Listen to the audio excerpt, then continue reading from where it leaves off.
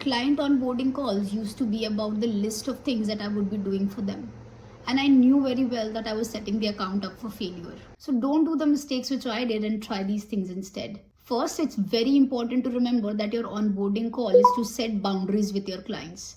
Yes, you heard it right. It's not always the client who's going to put a boundary. The first person who's putting up a boundary has to be you. This call is for your client to learn about your way of working and understand what are your non-negotiables. So if you say that we will not take up more than 3 iterations, they need to know it on this particular call. Or if you expect your client to be available for timely inputs, they need to know that they have to be there on that call. Just making your client understand your non-negotiables is going to put you in a very strong place, and honestly it will make your client respect you a lot more. Second, this call is for everybody who's involved in this project. It's not just for the top management, it's for everybody. And when I say everybody, I mean everybody important, and everybody important includes your designer, your social media person, and the person who would be managing the ads for this account. Just having your top management on the call doesn't make you look very smart. In fact, it makes you look very weak. When you have your entire team there, your client will feel like this is a very strong team and they would feel that they are in very good hands. Another important thing is to set priorities. A lot of people miss setting priorities on this particular call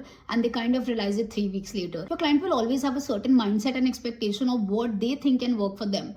But you as a marketer would know better as to what's actually going to bring in the revenue. But do it in a way wherein the client feels heard. So first ask them as to what their priorities are, and then if you feel it's slightly deviating from what you want to go towards, that you believe that can bring them revenue, then you can divert the conversation there. Another common mistake is not discussing with your client about the additional upfront costs that they will have to pay. So a lot of times the clients feel that everything is already included in the monthly retainer, which is not true. You need to be very upfront about any overhead costs that your client will have to bear on this particular call so that you can avoid any weird conversations later. Do remember that this onboarding call is going to set the base of everything else that's going to come up in the next few months. So it's very important that you set your expectations and boundaries in place in this very first call.